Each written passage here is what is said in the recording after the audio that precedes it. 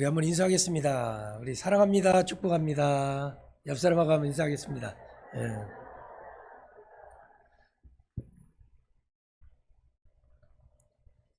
예. 만남이라는 게 굉장한 큰 축복인데 여러분들은 복음으로 구원받고 복음과 함께 복음을 위해서 멋지게 살아가는 우리 목사님과 함께 조 목사님과 함께 신앙생활하는 여러분들은 행복한 사람인 줄 믿습니다.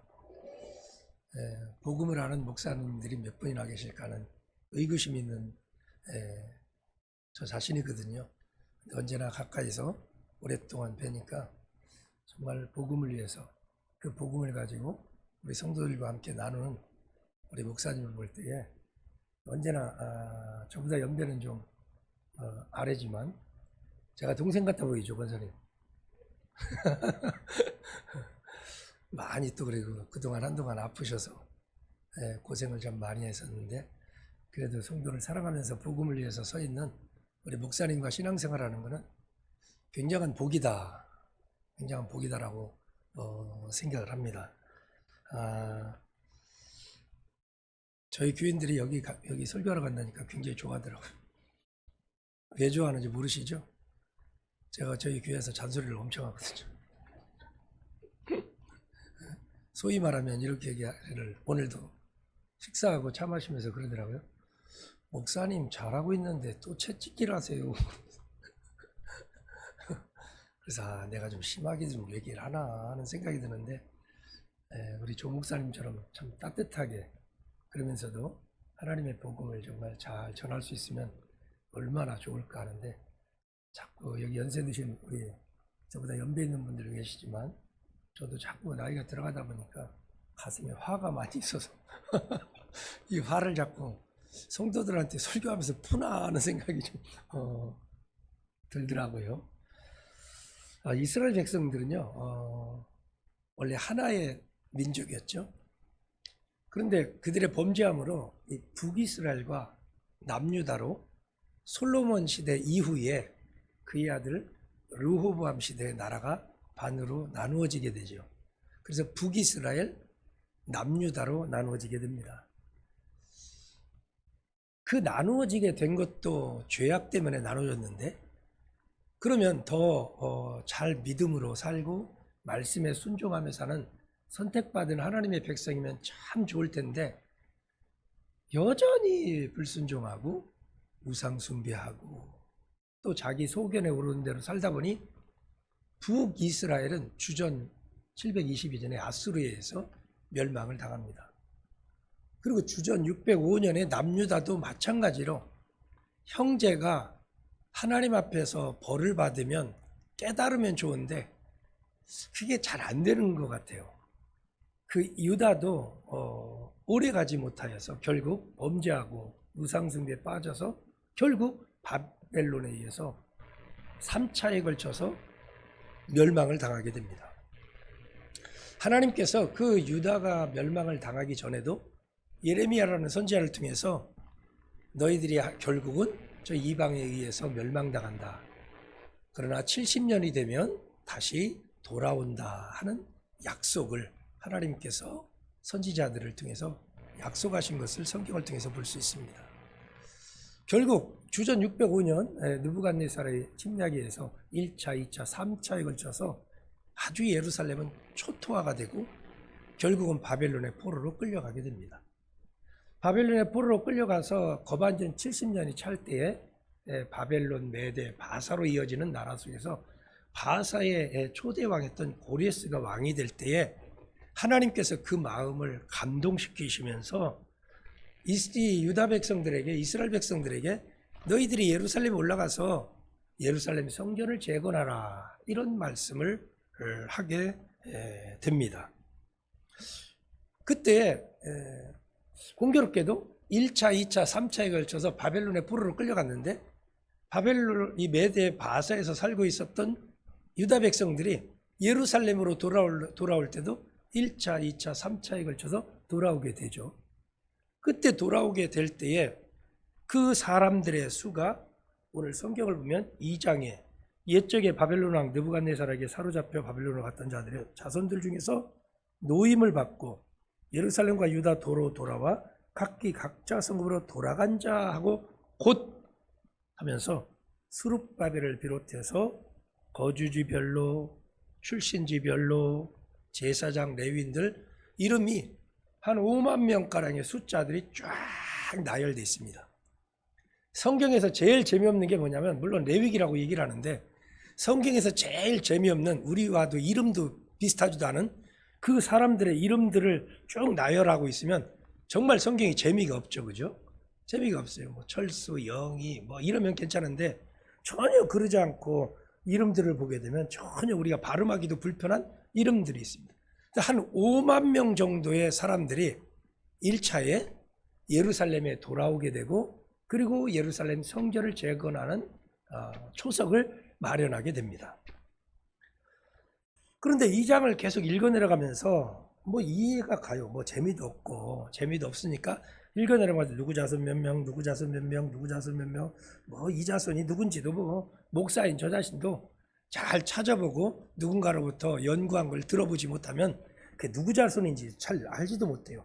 아도니감 자손 알 수 있을까요? 비그웨 자손, 아딘, 아델, 베세, 요라, 하수 그러면서 자손 얘기를 쭉 하는데 좀 알아들을 수 없는 자손 얘기를 쭉 해요. 뭐 그건 그렇다 치고 쭉 내려가다가 제가 내려가면서 참 의아해하면서 딱 제 눈을 고정시킨 성경 구절이 있습니다. 그 성경 구절이 어디냐면 43절이에요. 43절을 보니까 전혀 보지도 못한 사람들의 이름이 등장을 하는 거예요. 그 43절에는 어떤 이름이 나오냐면 느디님 사람들을 하면서 누구 자손, 누구 자손, 누구 자손, 누구 자손 쭉 나오는데 이 앞에서 느디님이라는 말을 들어본 적이 없어요. 그래서 이 느디님 사람들은 도대체 누군가 하고 좀 자료들을 찾아보고 가는데 그렇게 자세하게 나와 있지는 않더라고요. 그리고 58절에 가도 느디님 사람들, 또 70절에 가도 느디님 사람들이 각자의 성읍에 살았고 하면서 이 에스라서에 느디님 사람들에 대한 이름들이 몇 번에 걸쳐서 이 기록이 되어 있더라고요. 궁금해가지고 이 느디님 사람들은 도대체 누구야? 내가 아브라함도 알고 이삭도 알고 요셉도 알고 그러는데 도대체 느디님 사람은 누구야? 하는 궁금증이 생기고 의구심이 생겼습니다. 여러분들도 궁금하십니까? 안 궁금하세요? 궁금하시면 500원이라고 뭐 자꾸 늘 그런 얘기는 하던데 궁금한 거예요. 도대체 느디님 사람들은 누구길래 아니 저 바벨론에서부터 유다 예루살렘까지 올라오는 거리가 우리가 잘 알고 있는 초승달 지역 비옥한 땅을 거쳐서 오게 되는 게 한 1600km 정도 됩니다. 1600km면 서울에서 부산까지 왕복 2번 할 수 있는 굉장히 긴 거리죠. 그죠? 한 400km 되는지 모르겠습니다만 이것이 지금이야 뭐 SRT, 뭐 KTX, 자가용 뭐 여러 가지 운행 수단이 있지만은 기껏해야 말이나 나귀나 이런 것이고 일반적으로는 보편적으로 걸어오는 굉장히 먼 거리인데 이 느디님 사람들이 도대체 어떤 사람들인데 예루살렘 성전을 재건하는 일에 저들이 올라올 수 있을까 하는 것에 대한 궁금증과 의구심이 생기게 됐습니다. 근데 느디님 사람들이라고 하는 말이 이 느디님이라는 뜻이 이런 거예요. 주어진 사람들, 드려진 사람들, 바쳐진 사람들 이런 뜻을 갖고 있더라고요. 느디님이란 말이 드려진 사람, 바쳐진 사람 이런 사람, 주어진 사람 이런 뜻을 갖고 있는 말이 느디님인데 아니 어디에 드려졌지? 어디에 바쳐졌지? 그리고 이 사람들은 도대체 어떤 사람들이지? 제사장인가? 레위인인가? 아니면 또 어떤 다른 그런 사람들인가? 하는 궁금증이 생기게 되어진 거죠.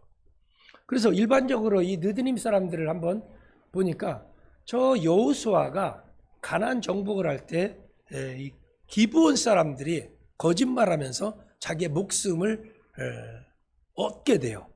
그때 이 기브온 사람들을 성전에서 물 깃는 일을 시키고 장작 패는 일을 시키면서 그 사람들로 하여금 생명, 목숨을 부지하게 만듭니다. 그런데 그 사람들의 기원일 수도 있는데 일반적으로 하는 얘기가 뭐냐면 다윗이 정복을 하면서 이 정복 시대 때에 그때 이방 민족들을 정복을 하고 그리고 영토를 이스라엘 땅에서 가장 넓게 영토 확장을 한 시대가 다윗 시대거든요. 그때 많은 사람들을 이방인들 가운데 포로로 잡아오게 됩니다. 그들은 이방 사람들이에요.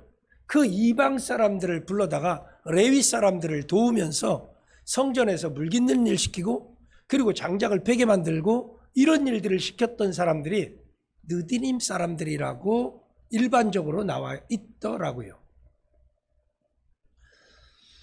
5만 명 정도의 사람이, 유대인들이 5만 명의 사람이 예루살렘 성전을 재건하기 위해서 올라왔을 때 그때 이 숫자가 사실은 많은 숫자가 아니랍니다. 요세푸스라고 하는 역사가가 그 일에 대해서 이렇게 얘기를 해요.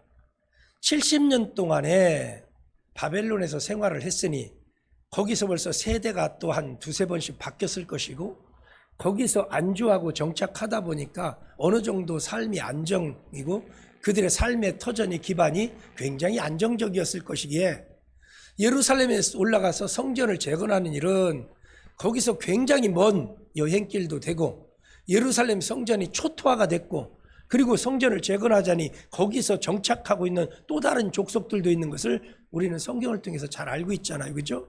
잘 알고 있기 때문에 굉장히 힘들고 고된 일이기 때문에 실제로 참여하는 줄은 굉장히 적었습니다.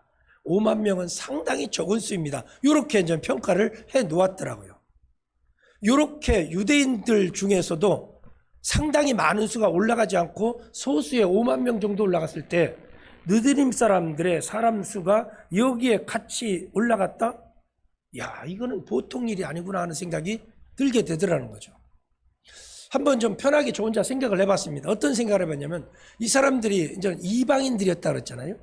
이방인들이 전쟁에 포로로 끌려왔으니 노예요. 노예라고 한다면 정상적으로 사람 취급받기는 어려울 것이고 그리고 유대인들이 얼마나 이 자기 민족에 대한 자존감이 있고 자긍심이 있어요. 이방 민족들 예수님 당시에서도 혼혈족이 되었던 사마리아 지역을 바라면서 그 동네를 개 취급하고 그 동네를 장사를 하더라도 지나치지 않고 혹여나 장사를 하며 가더라도 거기에는 신발을 다 털어버릴 만큼 이방 족속들에 대해서 아주 경멸하는 의식을 가졌던 사람들이 유대인들이에요. 굉장한 선민의 잘못된 특권에 사로잡히다 보니까 느디림 사람들이 이제는 자유롭게 된 이런 상황 속에서 굳이 예루살렘 성전, 유대인들의 성전, 그 성전을 재건하는 일에 이 느디님 사람들이 굳이 거기에 올라와서 먼 여행의 길 그리고 온갖 것을 헌신하면서 해도 될지 안 될지도 모르는 이런 상황이 있을 때 이들이 그래도 올라온 이유가 어디에 있을까 하는 게 더 큰 궁금심을 갖게 만들었다는 것이에요. 여러분들은 좀 제 얘기를 잠깐 들으면서 궁금하지 않으십니까? 안 궁금하세요? 좀 대답 좀 해주세요. 이게 지금 제가 낯선 데 와서 이렇게 좀 이게 저보다 선배님 있는 교회 가서는 제가 편하게 하거든요. 근데 우리 후배님 섬기는 교회에서 보면 제가 누가 될까봐 이게 가슴이 벌렁벌렁해요. 가슴이 벌렁벌렁해서 굉장히 저 우리 교회에서 이렇게 설교 안 하거든요. 저 우리 교회에서 설교 안 하고요. 저는 우리 교회에서 조는 꼴을 못 봅니다. 졸면 설교하다가 설교 안 해요. 막 이 강대상 치고 막 발바닥을 막 치고 막 아주 지금 어떤 시간인데 지금 졸고 있냐 그러면서 막 성질을 부리고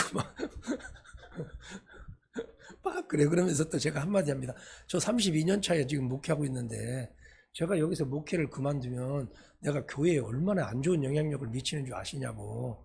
예를 들어서 제가 이제 원로 목사인데 제가 그만두면 담임 목사님 사례를 주고 담임 목사님의 70%를 절 둬야 되는데 제가 차라리 70세 될 때까지 꽉 채우는 게 낫지 않겠냐고. 그러니까 좀 잘 좀 도와달라고.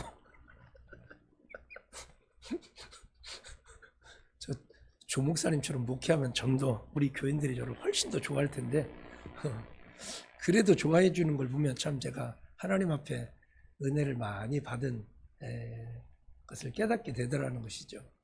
참 궁금한 거예요. 내가 느드님 사람이라고 한다면 올라올까?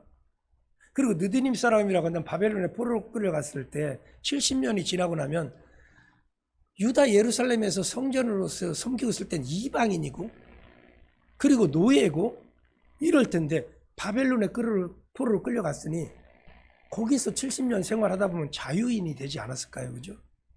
일제 침략으로부터 35년 동안 저 일본에 끌려가서 살다가 보면 안 들어오는 사람들이 있겠죠. 그런데 그 가운데서 그 당시만 해도 조선시대니까 거기 갔을 때 노예, 종도 끌려갔고 주인도 끌려갔고 막 그랬겠죠.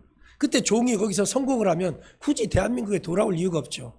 왜 돌아오면 무슨 얘기합니까? 아이고 저거 누구 집에 머슴, 저거 누구 집에 종살이 하던 사람 이러잖아요. 그러니까 아무리 성공을 했더라도 붙어 다니는 이름이 있어요. 저 누구 집에 머슴이었어 저거. 아 저 돌쇠 저거 누구 집에 머슴이었지 저거. 그러기 때문에 돌아올 이유가 없는 거예요. 그러나 이 느디님 사람들은 그럼에도 불구하고 예루살렘 성전을 재건한다는 고레스 왕의 칙령과 그 조서를 따라서 한 5만 명 되는 곳에 이 사람들이 함께 올라오는 것을 보면서 교회라고 하는 정체성은 이런 거 아닌가 생각이 들면서 좀 더 살펴보게 되었어요. 그리고 살펴보면서 에스라서 여러분들과 같이 읽었던 이 성경에서 제가 좀 답을 찾게 됐습니다. 그 답을 찾을 때 첫 번째로 이 고레스가 하는 말이 있습니다. 1장 2절에 보면 바사왕 고레스는 말하노니 하늘의 하나님 여호와께서 세상 모든 나라를 내게 주셨고 나에게 명령하사 유다 예루살렘의 성전을 건축하라 하셨나니 이스라엘의 하나님은 참 신시라. 너희 중에 그의 백성된 자는 다 유다 예루살렘으로 올라가서 이 고레스를 통해서 하나님의 말씀을 전하게 하는데 그때 이 고레스가 굉장히 중요한 얘기를 합니다. 이스라엘 하나님은 참 신이시라. 너희 중에 그의 백성된 자는 하나님의 백성된 자는 다 올라가서 예루살렘 성전을 재건하라. 느디님 사람들이 과거에는 이방인이었지만 불평불만하면서 우리의 힘이 없어서 이렇게 끌려와서 노예 생활하고 그리고 남의 종교 그 성전에서 장작이나 패고 물이나 깃고 참 하여간 우리 팔자가 뭐 왜 이래 그러는데 그러는 와중 속에 하나님께서 그 섭리 가운데서 그 사람들 가운데 하나님이 자기 백성 된 자는 다 불러내셔서 하나님의 백성 삼아 주셨다는 거예요. 그래서 바벨론에서 생활할지라도 저들은 하나님이 나의 하나님이라고 믿기 때문에 예루살렘 성전을 재건하는 일에 기꺼이 기쁨으로 올라오는 하나님의 자기 백성 된 자였다는 정체성 때문에 그들이 올라오게 되었다는 것이 첫 번째 해결 이야기더라는 겁니다. 우리 사랑하는 우리 한나요전대 우리 권사님 집사님들, 우리 사랑하는 비전제일교회 모든 성도 여러분들, 여러분들은 예수 그리스도 안에서 하나님의 자기 백성 된 사실을 믿으십니까?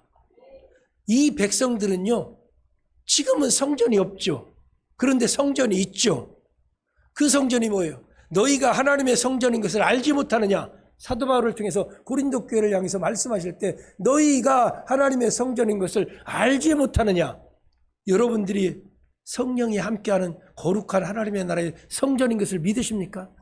이 성전을 세우는 일에 하나님의 자기 백성 된 자는 일어나서 그 일에 올인하면서 그 성전이 성전되게 할 때 하나님이 크게 기뻐하시기 때문에 헌신하는 사람으로 서게 되는 줄 믿습니다.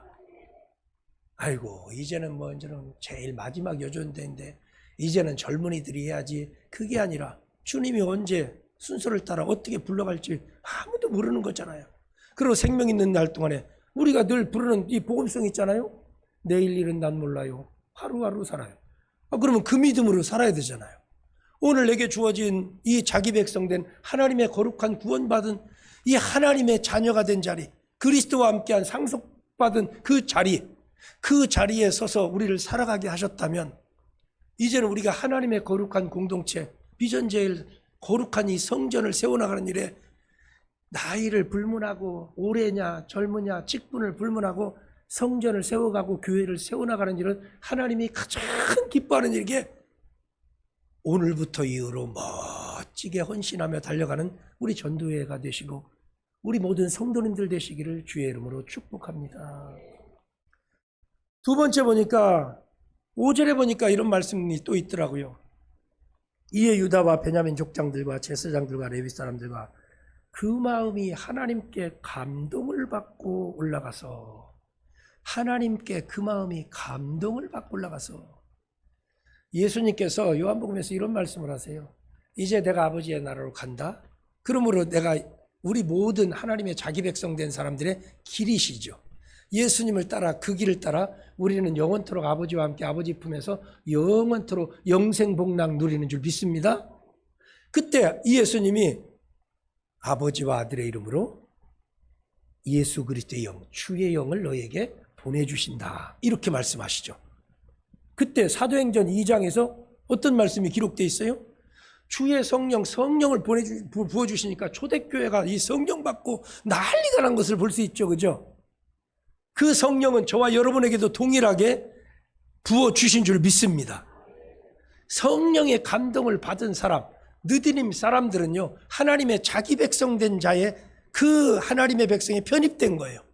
그리고 그들 가운데 성령이 함께 하신 거예요. 성령이 함께 하니까 성령의 이끌림이 있죠. 성령의 충만함이 있죠. 성령께서 말씀하실 때에 그 말씀에 순종하고자 하는 믿음의 열정이 있죠. 그래서 이 느디님 사람들도 유대인들과 같이 제사장과 같이 레위인처럼 같이 올라가서 예루살렘 성전을 재건하는 일이 있더라는 것이죠. 아무리 이런 얘기를 해도 성령 받지 못한 사람은요, 아유 저 양반 또 뭔 소리 하는 거예요 이러고 있다가 그냥 돌아가는 거예요. 그러나 성령 받은 사람은 알아요. 그리고 성령 충만을 늘 간구하며 살아가는 사람들은 알아요. 아 맞다 느디님 사람들에 대한 마음을 같이 공감한다 이 말입니다. 1600km가 문제냐. 그 예루살렘 성전을 다시 초토화된 데서부터 다시 재건하는 그 힘든 게 뭐가 문제냐. 그리고 거기에 있는 그 당시에 살고 있었던 사람들의 방해가 뭐가 문제냐. 나는 하나님의 소유된 백성이고 그리고 성령이 나와 함께 하시니 하나님이 우리와 함께 하시니 우리를 통해서 하나님께서 기뻐하시는 이 일들을 기대하고 계시니 우리가 내가 과거에 어쨌든 그게 무슨 문제냐. 얼마든지 주님 기뻐하는 일을 내가 함께 저 대제사장들과 함께 레위인들과 함께 유대의 족속들과 함께 이 일을 이루어 나가는 건 하나님의 기쁨이다. 할렐루야. 믿어지십니까? 여러분들은 하나님의 소유된 백성을 믿으세요? 그리고 여러분들은 하나님의 성령이 함께하는 거룩한 성전인 걸 믿으십니까? 이 거룩한 성전을 세워나가는 거 성령을 보내주신 우리를 위해서 자신의 생명을 기꺼이 십자가에 내어놓으신 예수 그리스도의 최고의 기쁨인 것을 놓치지 않기를 주의 이름으로 축복합니다. 한 가지만 더 하고 내려갈게요. 이제. 우리 교인들이 다른 데 가서는 짧게 하고 우리 교회에서만 길게 하라고 자꾸. 자, 3절을 가보니까 또 중요한 말이 하나 있더라고요. 이스라엘 하나님은 참신이시라. 너희 중에 그의 백성된 자는 그 한자 한번 같이 한번 읽어볼래요?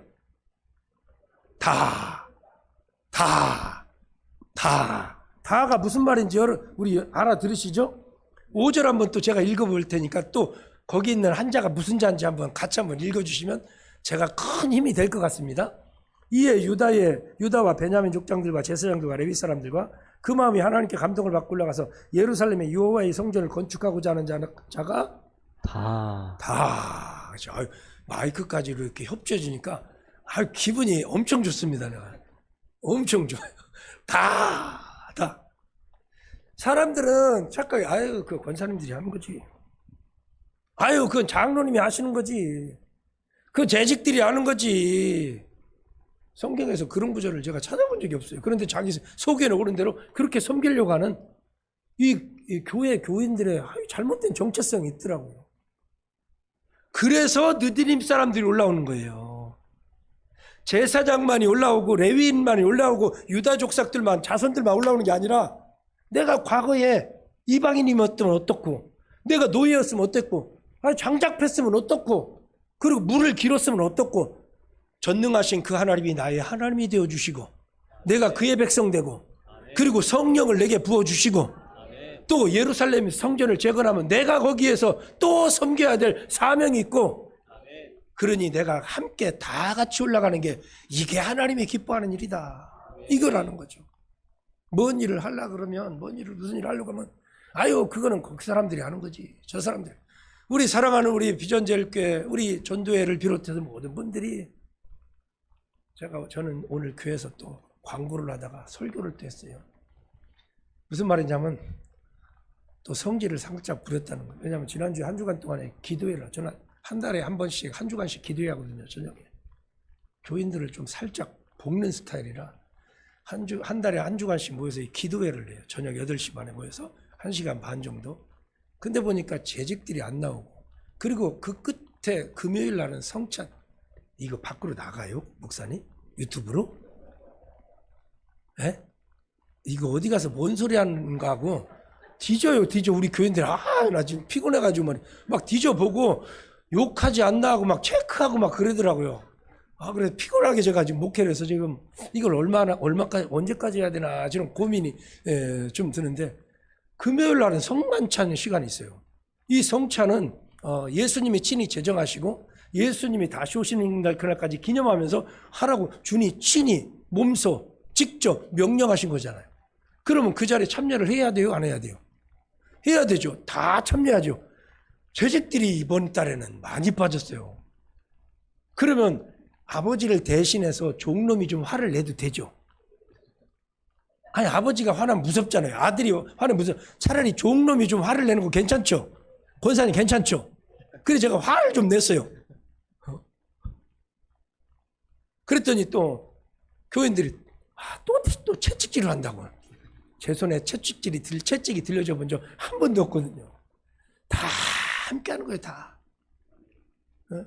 보니까, 광고 보니까 24일이죠? 그래서 한 주간 또 새벽 기도 하잖아요. 그러면 거기 하나님의 자기 백성 된 자들, 그리고 성령의 감동을 받은 하나님의 거룩한 성도들, 이 사람들은 어떻게? 그렇죠. 진짜 마음에 든다, 이 교회. 제가 어떤 교회 갈 첫 번째 설교할 때는 꼭 이 설교를 하거든요. 그런데 어디 교회 가면요, 다 이러는 교회인들이 있어요. 어차피 주부도 여기 또 언제 부를지 모르잖아요. 그죠? 그러니까 그러든지 말든지 상관없지만, 기분이 별로 안 좋더라고. 근데 오늘은 굉장히 힐링이 돼요, 제가. 일주일 동안 설교하면서 받았던 상처가 이 비전제일교회, 이 주께서 사랑하는 성도들을 통해서 아주 엄청나게 힐링이 됩니다. 고맙습니다, 제가. 네?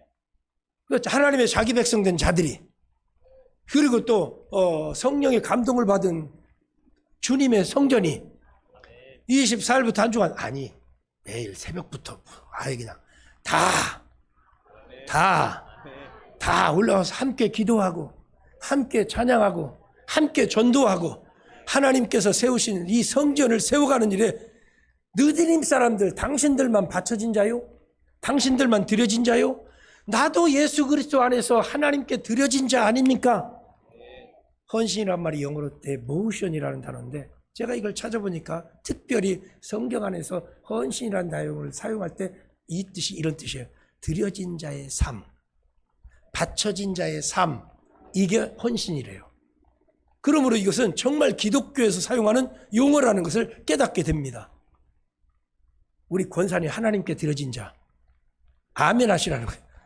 우리 한나 여전대 모든 분들 하나님께 바쳐진 자, 이 자리에 참여한 모든 성도님들 하나님께 주어진 자, 드려진 자, 그러므로 하나님의 백성된 분, 그리고 하나님의 성령이 늘 함께하는 거룩한 성전, 이 성전을 세우고 하나님의 나라를 세워나가는 일에 어떻게 한 자, 어떻게 다 같이 일어나서 해마다 시간마다 주님 오신 그날까지 멋들어지게 세워나가면서 하나님의 영광을 다 드러내시고 이 땅에 잃어버린 영혼들을 주께 돌아오게 하는 멋진 교회가 되기를 그리스도 예수님의 이름으로 축복합니다. 우리 한 1, 2분만 같이 한번 합심해서 한번 기도할까요? 주신 말씀 생각하면서 우리 같이 한번 합심해서, 하나님께 나는 그리스도 안에서 드려진 자입니다.